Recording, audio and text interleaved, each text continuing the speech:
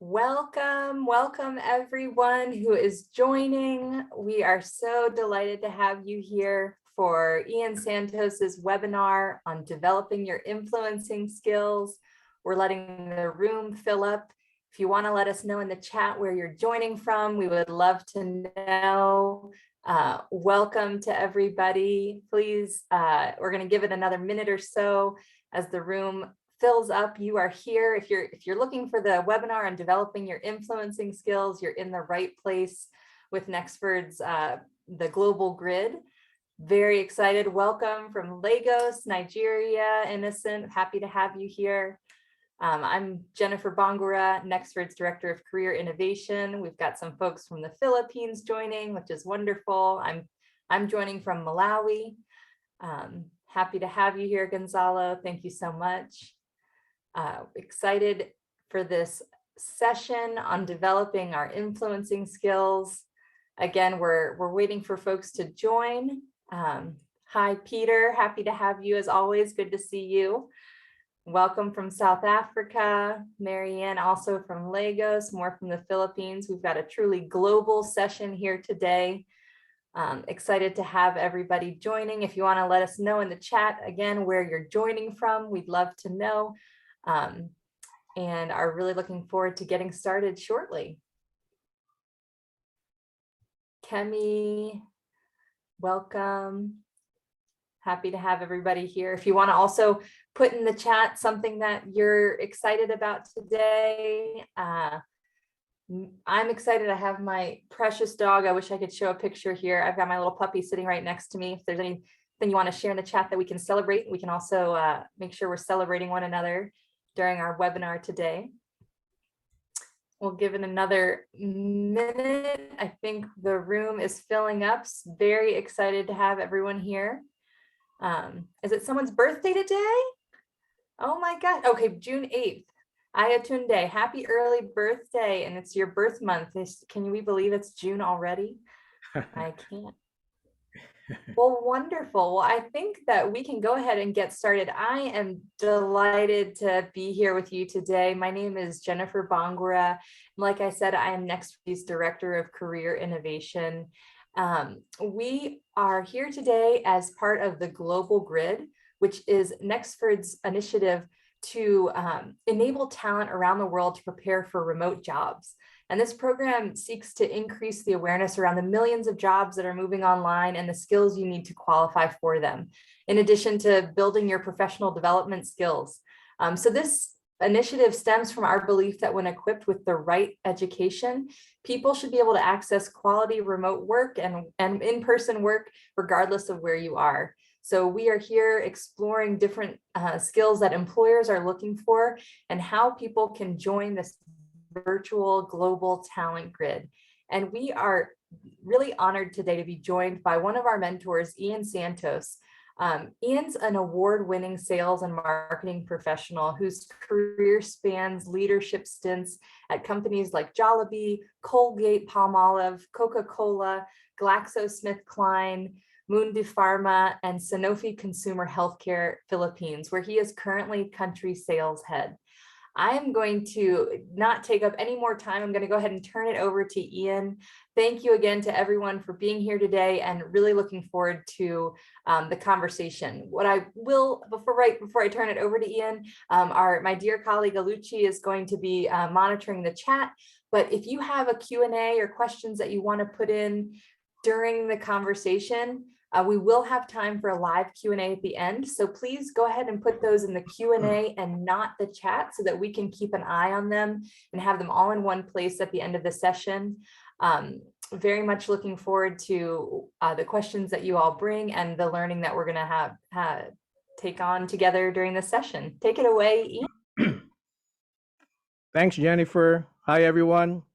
Good evening, good morning, good afternoon, wherever you are from the world. We really appreciate your being here tonight for this session, taking time from your busy schedules. Allow me to share my screen. Let me know if you guys see it.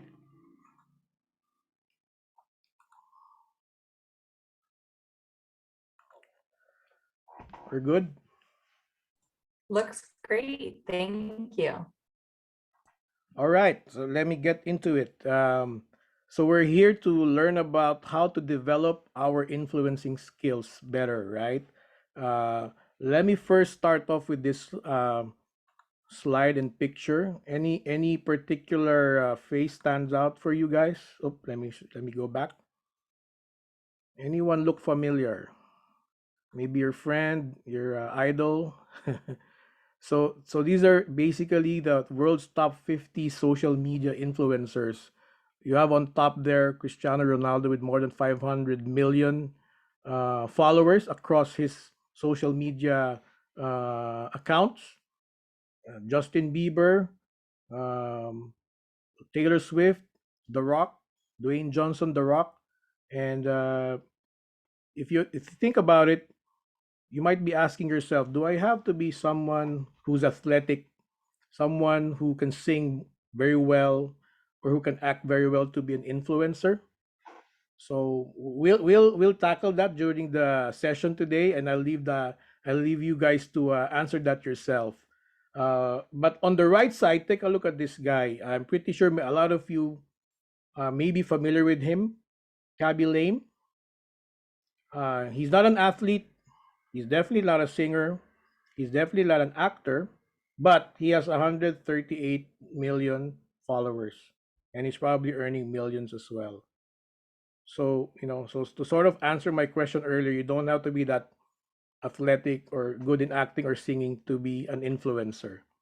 Now, what's the power of influencing? I'll give you an example. Dwayne The Rock Johnson, who has, I think, about 13 million followers on Twitter, was paid by Universal Studios, his movie outfit, to tweet about his film Red Notice for $1 million. Can you imagine earning $1 million just with a single tweet? Um, I'd be set for life if I was able to do that for once, right? So, but going back to Kaby Lame, he's not an actor nor a singer, but he's captured the hearts of a lot of people with his simple and short videos. So there's a tip for you there. If you want to be a good influencer, try to find a way to capture the heart of someone in terms of getting them engaged with you. So, what are we going to cover today? So, we're going to cover why influencing skills is important. What are the different ways we can influence others? And the meat of the session is really how do we start developing our influencing skills, or if you're already developing it, or if you're already doing it now, how can you further improve it, right? So, I want to start by giving a very simple explanation or definition of influence. It's essentially the power to have an effect on the character, development, or behavior of others. I'm going to share with you one thing that could either scare you a lot or motivate you to improve further. Whether you like it or not, we are all influencers in our own way. So think about that for a second. No matter your role in your organization, no matter your role in the family, with your friends, in the business, in school, one way or another, we exert some level of influence on others. The big question is, are you a positive influencer or a negative influencer? So that's the big question. So think about that, and perhaps you'll be more choosy with the words you use, the actions you take, the things you write, right? So let me ask you a question. Who has been your biggest influence in life? And if you could please type on the chat box, if I may ask the help of Jennifer to probably share two or three examples. So who has been your biggest influence in life so far? Doesn't matter who it is. We're seeing Abby and Colm, my father and husband, my wife, Brain Tracy, Brian Tracy, yeah, he's a my famous. father, a college professor, my mother and my doctors, my parents. And also we still see the slide, the world's top 50 social media influencers. I don't know if you've advanced, but just wanted to flag. Oh, it's still there? Yes, I don't. So a lot of people are seeing their parents. Also, I haven't moved yet. Not yet to me. John Maxwell, John Maxwell. Oh, grandfather, university doctors. so let me So a lot stop of sharing and then share again. Let me try this again. So great examples, by the way. Let me reshare my screen. Mhm. Let me know if this Oh works. yeah. Okay, great. Now we can see who has been your biggest Great. influence in life. Perfect. Mhm. So Yes. so most of you guys mentioned family members, right? But I also heard, inspirational speakers, motivational speakers, right? So for influencers, for our influencers in life come from different places and different, you know, uh, origins, if I may say that. Time Magazine once released an issue talking about the 100 most influential people of all time. And if you look at the pictures of the people here on the screen, they come from the world of politics, religion, science, even music, right? Um, think about that for a moment and think about the impact your influence can do or can make, whether you're at home, in school, at work, right? Or you're with friends or family, in your profession, your business, or advocacy. So let's take, for example, Mr. Steve Jobs here. I'm pretty sure a lot of us has an Apple product, at least one, right?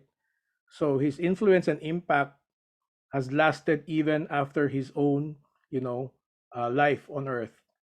So, not to sound too morbid, but I remember this uh, part of Stephen Covey's book, saying, how do you want to be remembered? Begin with the end in mind. How would you like your life to be remembered by people who see your grave? Think about it in a positive way, right? What kind of influence do you want people to remember you by? Now, why is it important to have influencing skills?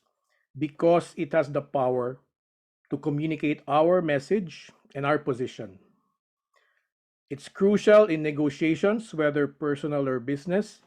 And let me share a quick story with you over the last 2 years, oh, over the last few months after the pandemic has sort of slowed down here in our country. And I have I have a teenage boy and a teenage girl. Um, I haven't I've been quite successful in terms of my negotiations in the business world, but I haven't been that successful negotiating with my teenagers in terms of when they can go out, what time they need to go home. So influencing is important as a parent, not because of your position as a parent, but how do you actually influence your kids uh, when you negotiate with them, when you try to mentor or coach them, right? Overall, key to personal and professional success is how you're able to practice influencing skills in your life. So you may ask, Ian, how do we actually influence others, right? In a lot of ways, right? By what we say and do, okay? By the power of our words and our action. So think about this. Do people who you look up to, for example, your leaders, do their words match their actions or not? And ask yourself, when you say something, do you actually, do it, right? When you commit something, do you actually, execute it the way you communicated it? So what we say and do is very important.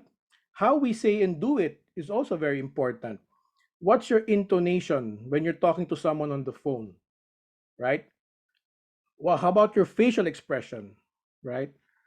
What's the visual impact when you're on a stage? So, whether we like it or not, especially for leaders, we're on a stage, and people look up to us, look at us, whether how we act, what we say, what we do, and it gets amplified the higher our role is, whether in or whether in private or public.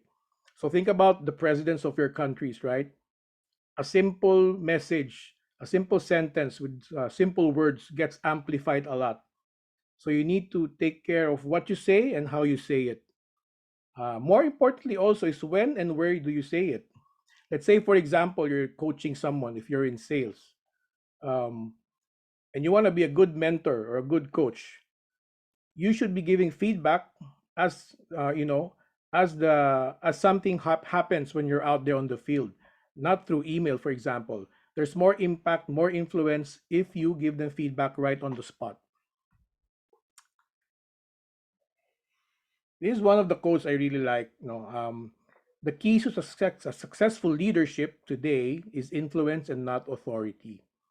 And I'm sure many of you will agree with me that gone are the days where leaders are simply followed because of their title or their position. And this is very evident. No, I myself is a Gen Xer, and I can very clearly compare the bosses I had and the new generation of employees and teammates we have in the office. We have to be much better influencers if we want the team to achieve an objective. It's not enough for us to give directions. We need to appeal to their hearts and minds for us to be successful leaders. So, we influence through various ways, either face to face interactions, social media, specifically. You might want to think about how you come across on social media, right? What are the things you post on Facebook? What are the things you write on LinkedIn? What types of videos do you have if you have a TikTok account? I just started mine, but you might want to review what you have in your on TikTok, for instance. Because as I said earlier, whether you like it or not, you are influencing somebody out there every day.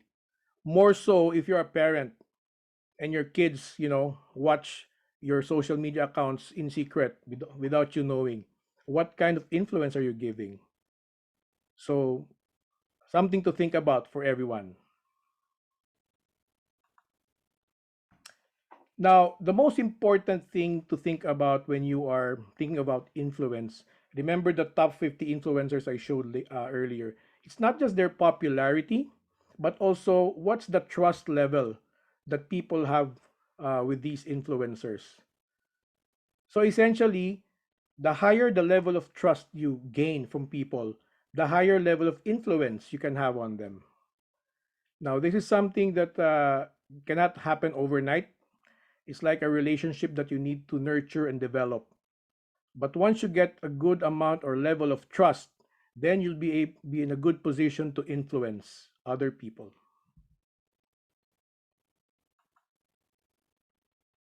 Okay, so let's now go to I'm going to share 5 ways of developing our influencing skills. And jumping off from that slide, let's talk about building trust, right? What you see on the screen, I hope you see the top 50 global brands around the world. You know, I'm sure you'd agree with me that they were able to build trust with us consumers over time. Not only that, their products or services had to, deliver what the company promised, whether it's Apple, Amazon, Google, Microsoft, or Coca-Cola, or Disney, or McDonald's. In the same manner, you might want to think about how do you as a person come across as a brand to others? What's your personal brand? Do you walk your talk? Are you a good example to others, whether it's in the office or at home or with your friends? So part of building trust is really, you know, um, making sure that what we say is what we do. And again, it takes a bit of time to do that. I want to spend some time on this slide. You need to listen with the intent to understand.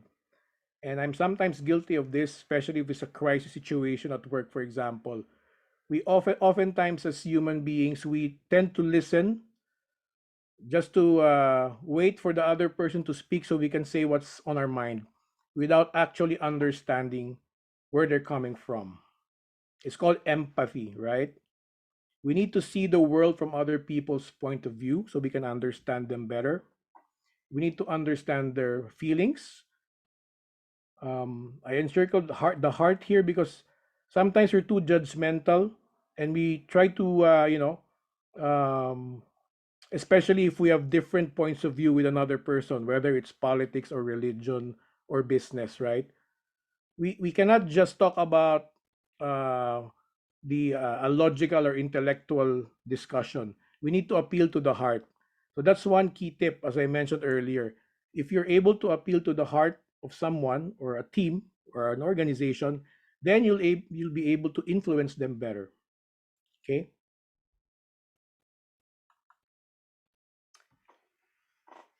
All of us, have experienced falling in line in a fast food, restaurant, or taken calls from customer service from maybe our mobile phone provider or what have you. Think about how they came across. Were they too arrogant with the way they spoke? Were they very, customer service oriented? Were they personable and approachable? People would like to talk to people who are, you know, uh, easy to talk to, very approachable, and smiling, right? So even if you're talking to someone over the phone, you can easily think about how they look like with the tone of their voice. So similarly, when we talk to people, whether it's face to face or over Zoom, think about how you come across. Uh, if you're a leader, are you someone who your people go to if they have a problem that they need help on? Um, I remember General Colin Powell once said, if your people stop going to you with their problems, then you have failed as a leader because you have not given them the room to actually, or given them the confidence to come to you with their problems. Because part of the role of a leader is helping your people and team solve problems. So think about that for a while.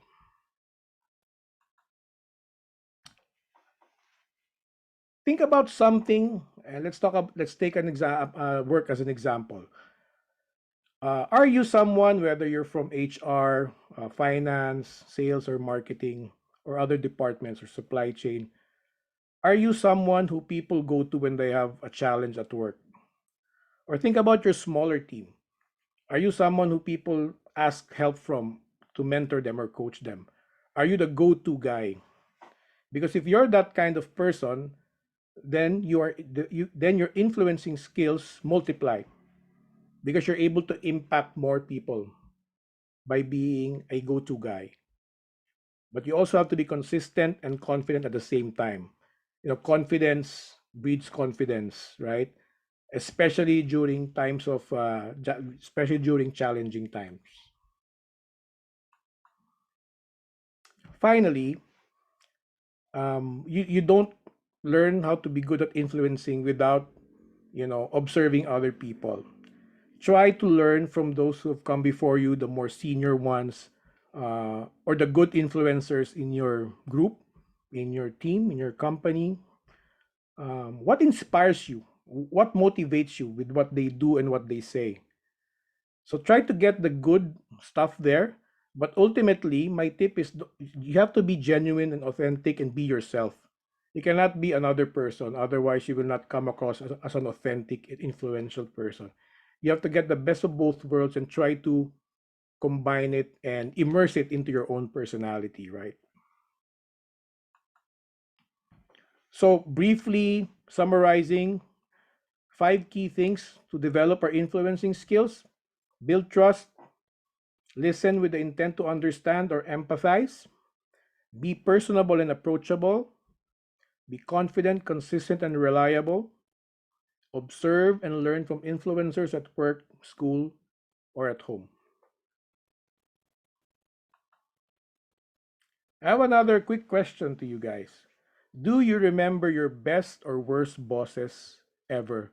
And please share in the chat box. You don't have to share their names, but I just wanted to share how you felt about your best boss or your worst boss. So I'll give you a couple of seconds for that. And it would be great, Jennifer, if you could share some of the responses for us.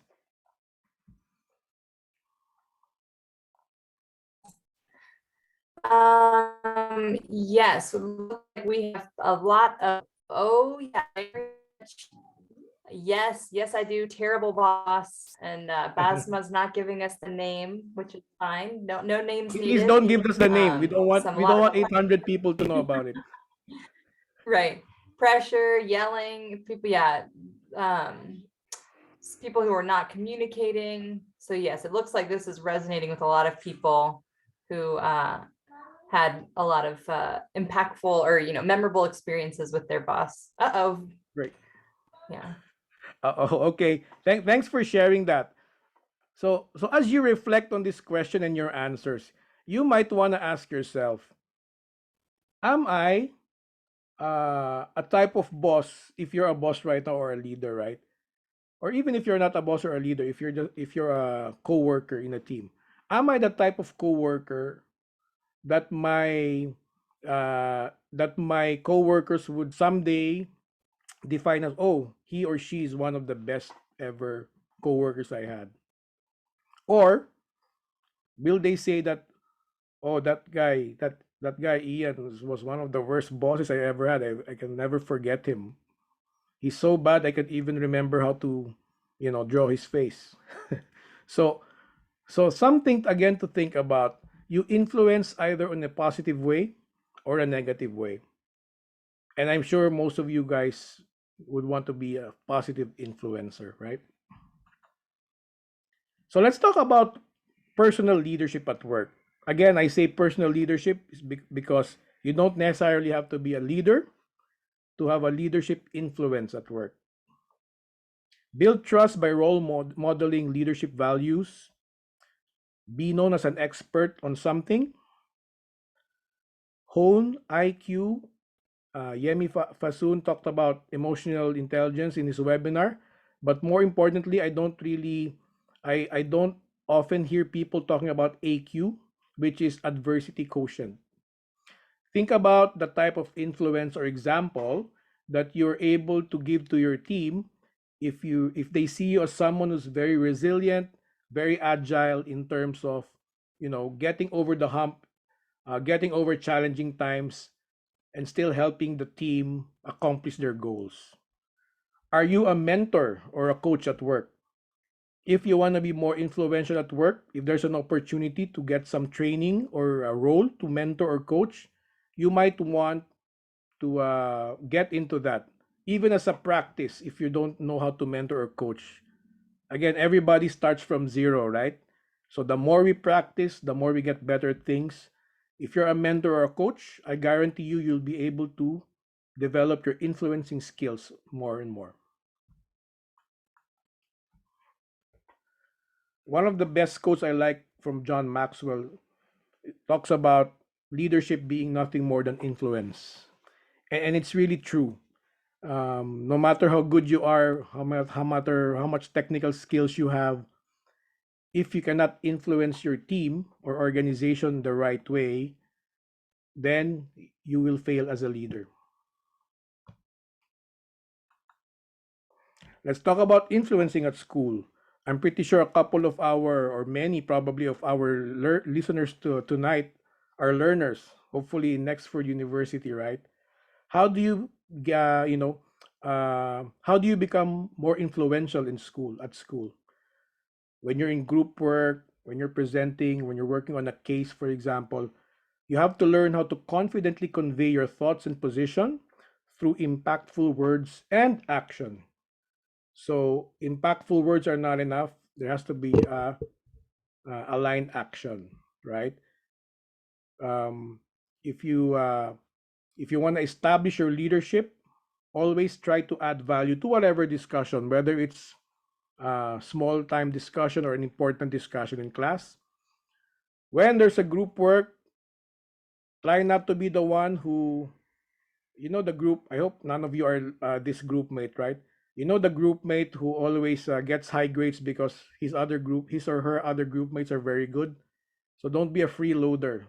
Make sure that you're one who actually adds value to the group output, because school is a practice for real life. And if you don't maximize school life and hone your skills, not just influencing skills, but leadership skills, you will find it very hard to succeed in life. Going back at home. So we talked about work, school, and home. And if you don't have a family yet, many of you will have their own family in the future. How do you now practice influencing at home? Uh, Especially if you're a parent like myself, right? Or even if you're a sibling with many other siblings, you have to share your feelings and thoughts in a positive way. Try not to be too temperamental. I know it's hard, and I'm guilty of this sometimes as well. To after coming some sometimes we are more, I would say, respectful or easy or patient with people at work than we are patient or respectful at home. So let's think about that. How do we make sure that we take care of our family members the same way we take care of our teams at work? So let's be more positive, right? Let's be more of a positive influence at home. Uh, I talked about trust and respect. At the end of the day, be a good role model that your kids can talk about in the future. In his timeless classic, and I hope some of you have read about Dale Carnegie in his book, How to Win Friends and Influence People, right? I just got a couple of very important tips here. Become genuinely interested in others. Okay. How do you do that? Talk about their interests. Let them speak more than you speak. So you listen more than so they speak more and you listen more on the other side. Always make the other person feel important, and do it with sincerity. And we talked about this earlier. See the world from their point of view.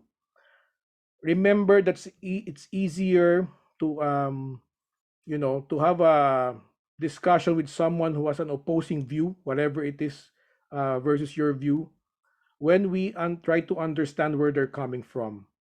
So people will be more open to listening to what you have to say if you are, in turn, open to listening to what they have to say in a sincere manner. And then, lastly, always be confident in sharing your thoughts, opinions, and position. Do your homework. Make sure that what you say are based on facts and not just emotion. I love this quote, and I try to share this as much as I can.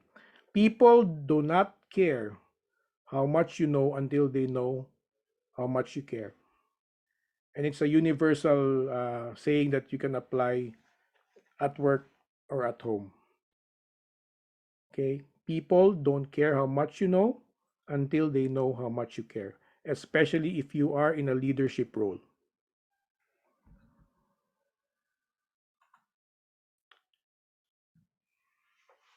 Okay, I am down to my last 2 or 3 slides. If you want to be influential, try to uh, try to find a way to speak more or do some talks. Let me share with you a very personal example. I'm half embarrassed to share this with you, but anyway, we're just a small group of 800 plus people here. Way back when I was in kindergarten, I was supposed to deliver the valedictory address. So I was facing the stage and I was called upon to go up the stage. And lo and behold, when I looked at the crowd, there were about 100 people staring at me. Cut the long story short, I was standing there for about 30, 40 seconds until the teacher said, "Okay, Ian, you can sit down now." So I froze. I wasn't able to speak a word. And that sort of motivated me to work on my, you know, uh, speaking, right? And it took a long time from me to get from there to in this webinar here. But so if you have a chance to improve your speaking skills, speak in front of people, if you're afraid, because it's one of the biggest fears of people, right? Speaking in front of an audience, start with a small group. Start with your closest friends or even your family members. Let that be your sort of a practice session, because people who know how to speak confidently in front of an audience, and if you remember the top 100 most influential people of all time I shared just earlier, a lot of them can speak very well. Barack Obama, for example, pops up in my head. When you have a chance to also write, you can be an influencer, but you have to write well. Write in such a way that's easily understandable. Whether you write in school for the school newsletter, do it as a practice session when you do your case assignments, etc. Because when you get to work, you will, whether you like it or not, you're going to have to write emails every single day. And it's not just one email, sometimes it's 10, 20, 30, depending on your role. So if you can speak well and write well, you will have a lot of influence on others. Finally, network, network, network. Every time you have a chance, get to know other people from different backgrounds, because you get to learn something new, whether it's online or offline. And the more people you know, the obviously the more people will know you as well, and it will help build your influence, especially when we're talking about of a community, whatever it is. May it be a LinkedIn community, a professional community at work, right? Or even in school. If you can speak, you can influence. If you can influence, you can change lives. Very true. So, allow me to summarize what we've covered so far. Influencing skills help us to create impact in many ways and situations, and we can use it to succeed in life in general, right? Whether in school or business. But something I added here is we need to use our influence for good. Let's be a force for good, especially when we are influencing a lot of other people.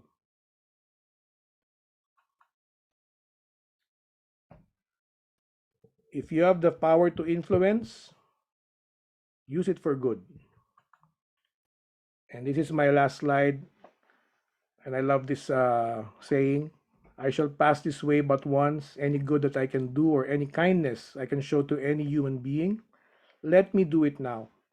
Let me not defer or neglect it, for I shall not pass this way again. So, really appreciate your time listening, and I wish you all the best on growing your influencing skills. And I shall now open the floor for any questions or clarifications you wanna say or have. So, thank you so much. Thank you so much, Ian. This has been wonderful. Let's do a virtual round of applause for Ian. I'm in the chat. I'm clapping over here in person. And so we've got some questions. Please keep them coming, everybody in the chat. Keep them in the Q&A. And so thank you to everyone who's already added them.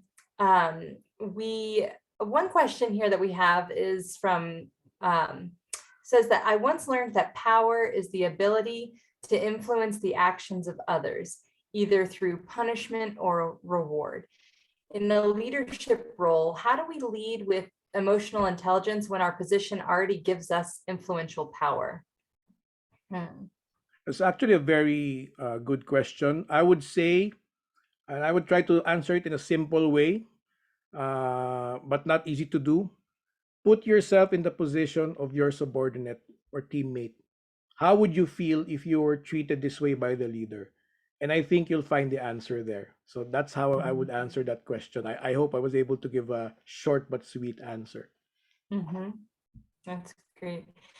And another question that's interesting here that I'm curious if you want to how you'd approach is thinking about influence being temporary and lifelong and what that looks like. So the question is, can influence be lifetime or only temporary? Like when a certain phase is over, your influence ends there. And what do you think about that?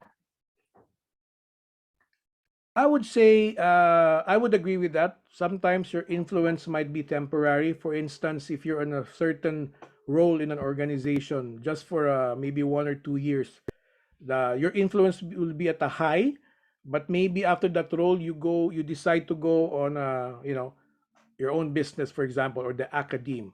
So your level of influence on the people who you had influence on when you were in the organization will now be different, right? Hmm.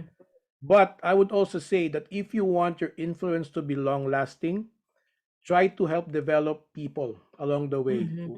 when you're Hmm. a leader, because your influence in their development will last for a long time. And I've seen that in my own career, um, people who I have nurtured and trained before, they're now even higher in terms of corporate roles than myself, Hmm. and I'm pretty proud of it. So think about how you can influence people for the good and the long term versus just on the short term. That's wonderful. And I think too, what's important for us to all remember is that our ability to influence others, it doesn't only even come when we're in that leadership role. It can be when we are with our peers, when when we're in that, and if we're on a project together, like you said, or we're in our Nexford course with other people. And the importance of developing our ability to influence others in an authentic, genuine way that's true to who you are and reflects your values throughout your life. And I think too, folks could go back and listen to our session on personal branding with one of our other mentors, Angela. And I think there's a lot of interesting parallels with our personal brand and then developing our influencing skills and how they intersect. Uh, And everyone here will be, I just see the chat is going wild. You will be getting a copy of the presentation and a recording of the session for joining. So just wanted to flag that. But go ahead, Ian, I'm sorry. No, I was supposed to say absolutely, Jennifer. When I give an example on leadership, again, this whole presentation is not just applicable to leaders, but to you as a person, whether you're talking about personal or professional life. And I agree with Jennifer. How we influence others depends on the values that we have and we share.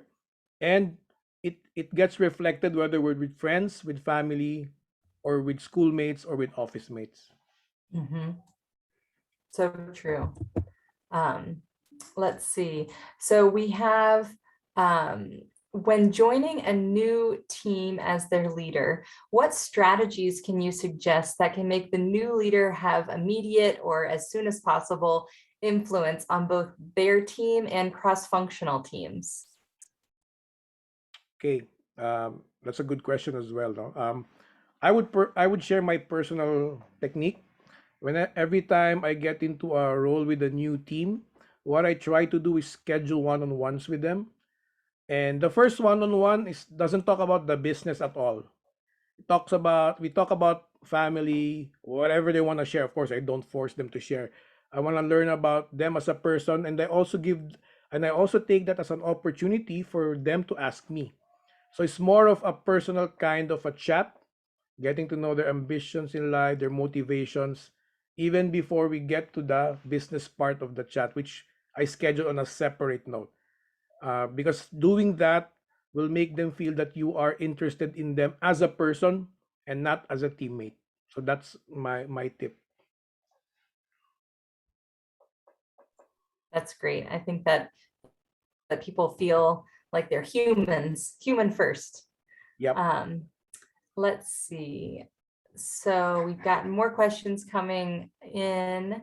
Um, how do you handle a team that lacks, this is interesting, I'm not quite sure, maybe if I understand, but how do you handle a team that lacks the motivation and influence? Maybe if you're feeling like people are resisting what you're trying to share.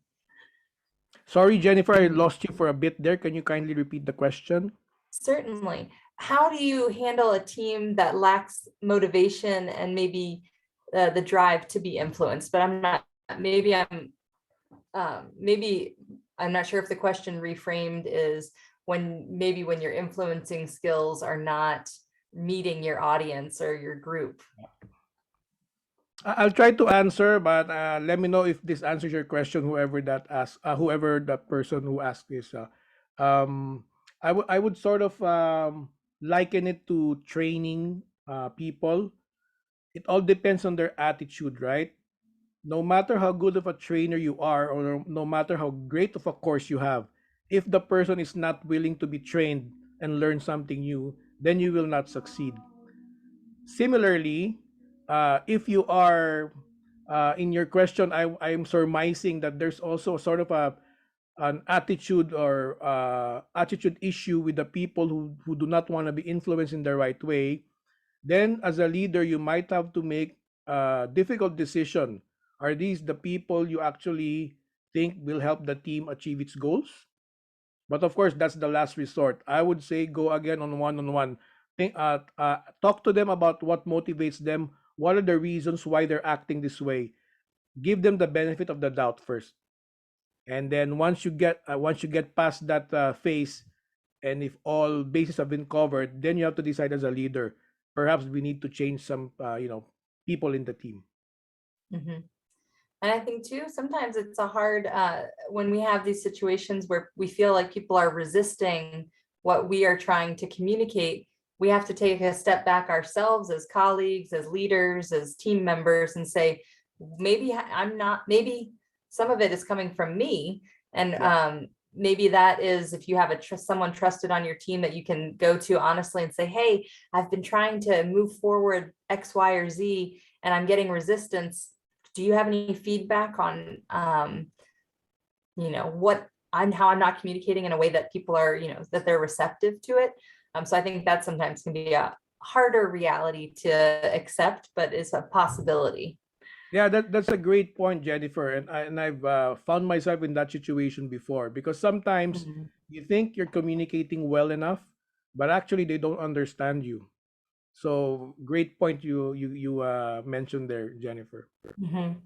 And we have a really good question that touches on this a bit from Apollo. You mentioned, generational differences and being a fellow Gen Xer. This person asks, says, do you find different challenges influencing between millennials and Gen Z? And how can you influence upwards and downwards? And so like influencing from the middle. Yeah. Yeah, so lots of questions there. Try to answer it one by one, right? Yeah. Sometimes as leaders, we think too much about what makes each generation different, and sometimes we fall into a trap of, you know, segmentizing generations. What I try to do more is find the similarities. What makes this generation and this generation click at the same time? What motivations are similar? What inspires them? Then I find that I can get to the answer better, or get to a solution better. So focus on what makes the generations similar versus what makes them different. But to answer your question, obviously, I would say there are differences in the way the different generations were brought up, right? And it's a reality. That's why it's very challenging for leaders today to manage a multi-generational team. And I myself have a multi-generational team. So it all boils down again to trying to see the world from their perspective, having one-on-ones with them, regularly, because each person, like each generation, have different wants and needs and motivations. Um, the second question was about how do you manage in the middle, right? If I'm not mistaken, Jennifer. How do Hmm. you manage sideways? Hmm. Um, Again, I would go back to my I would go back to trying to understand the person from their point of view. It's Hmm. there's no I would say there's no one solution, or no one technique. It's really a person to person thing, because each human being is different. Right. And throughout your presentation, what I really appreciated, and I think it wasn't unexpected, but when I saw the title of developing your influencing skills, I really was thinking in the professional context. And what you talked about is, and what I'm sensing here is, how our influencing skills it's really a life skill, and it touches on the personal and the professional. And it's something, as we're building our own self-awareness throughout our lives, and hopefully it grows as the older we get, just the importance of, of that coming out over time. So let's see. We have, oh, this is interesting. And Basma, I really like this question. So you're asking your relation between knowledge and influencing skills. So knowledge in general. And I like that a lot, because it's like, sometimes you have people, you're like, do you know what you're talking about? So what do you think, Ian, is when you're seeing people who are influencing and then like necessarily their level of expertise, and how that goes hand in hand? Right. Interesting question. I would say knowledge would play a part, especially if you're, for instance, in a very technical type of a role, or leadership role, right? Where people really look up to you for your guidance in terms of skills, knowledge, uh, your influence will be very important. You'll be looked at as a very influential person. Remember what I talked about earlier, being the go-to guy. If you're an expert on something, automatically you have influence. But doesn't end there. I also talked about, it's one thing influencing people with logic, with the mind, to your knowledge and skills, but I also talked about people don't care about how much you know until they know how much you care. So influencing is about, engaging the heart and the mind, both of them. That's great. Thank you. So one of our participants is asking about, you mentioned networking and how that important that can be of building, when you're influencing others, you need other people to influence. And often that comes through our network. So how can people strengthen their networking skills to achieve really good engagement with their mentor or with their community? That might be a whole I'll, nother webinar. I agree. But I'll share with you what one of my very good mentors shared with me about networking, right? Two things actually. First is, do not think of yourself as a taker. Think of yourself first as a giver. So anytime you can help someone with whatever challenge they have without asking for anything in return, immediately you develop a strong network and relationship with that person. And that multiplies the more you do it, right? Give rather than just taking. Okay. Secondly, build your network before you even need it. Because oftentimes you think about, oh, I have a problem. Who among my friends or peers can I ask help from? So think about it. Why will they help you when you haven't even helped them before? On the other hand, if you're a giver first rather than a taker, if you've helped so many people, it's so easy to ask help from them, right? So that's how I would answer that question. Mhm. When I have in the past working with career coaching with students, I say that it's filling the well before you need to drink the water.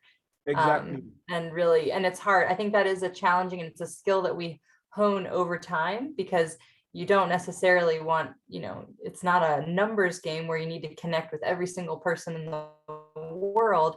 But I think my recommendation in that space around networking is think about the things that you're really interested in or excited about, whether that's your career or your personal interests, and lean into it and find those people and build your community just the way you build friendships in real life. You can do that online. And then in a longer term way, you'll start to see over the years that, oh, I am reconnecting with this person who I actually hadn't even imagined what our relationship could look like in the future. And now here we are interacting again in a new setting. And so I think that that's part of, again, looking back at some of our past sessions, including this one, the role of building your personal brand and being an authentic, person. If I'm meeting Ian in person now or being in a webinar with him, I'm not going to be surprised when I see the way that he interacts with me, and just like that consistency, I would say would be another something to consider as you're building out your network, as being a consistent person. Right. That's right. If you allow me to build on what you just said, Jennifer, think Mhm. about LinkedIn, right? Uh, I've been in LinkedIn maybe 13 years, but I've only been able to really, maximize the network on LinkedIn over the last 3, 4 years. Um, this webinar would not have happened if I did not build my network on LinkedIn, and Jennifer knows this, right? So build your network not just offline, but more so online, right? Whether it's Facebook for personal networking, LinkedIn for professional networking, and you'll be surprised and amazed about the many opportunities that will suddenly come to you. But as Jennifer mentioned, you have to be consistent, you have to be authentic, and you need to be very true to your personal brand. I love it. That's great. Um, let's see. Is there a difference between motivation and influencing people, especially when you're doing a talk with an audience? That's a interesting question. Um, I would characterize it like I forgot which famous writer said it, but he said something like, motivation. I think it was Zig Ziglar, if I'm not mistaken. Motivation is like a car wash. You get motivated for a while, but then again, you get dirty as a car and you need motivation again. So it's difficult to be motivated over the long term. And I would say if you're able to influence someone, that would be more long term because that's in the heart, in the mind, rather than being motivated for the short term. That's how I would personally answer the question. Oh, I love that. I hadn't thought of it that way. It's really interesting. I, Ian, thank you so much. This has been a really dynamic session. There have been some really great questions. I want to say thank you to everybody who made the time to join us here for the webinar, and carving time out of your day wherever you are in the world. We are so happy that you joined us here at Nexford. We hope that you will, there's going to be a survey coming your way that you'll share your feedback so we can continue to offer relevant sessions that are going to be interesting to you. I want to say thank you to Ian, Roshan, and Aluchi who made the time today for this session. Really excited and grateful to be part of this. Thank you, Jacinta. The one, okay, special guest shout out. We have a special guest shout out when dear friends join. But the chat's blowing up here of saying thank you to Ian for joining. Thanks so And we much, hope that we'll everyone. see you at a future session. And yeah, thank you again to everyone for being here. Thanks so much for your time, guys. I hope you learned a thing or two. Thank you so much.